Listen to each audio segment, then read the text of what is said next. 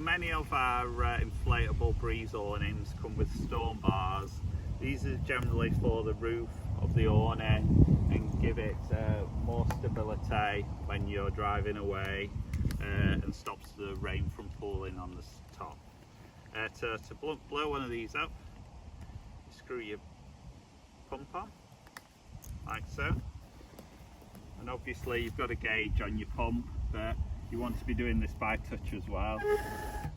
So usually they only take 2 or 3 pumps, so that's like that. It's starting to feel like it's struggling to go down.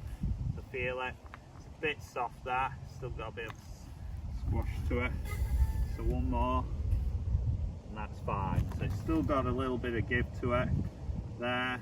You don't want this rock hard. And then you just unscrew your pump there, and then make sure you screw the cap up. It is a non-return valve that just stops all the dirt and dust, and if any air does leak out, it won't go through that cap. Make sure they're nice and tight and they're not cross-threaded. And then to put it in the awning, it has 2 Velcro pads on each side.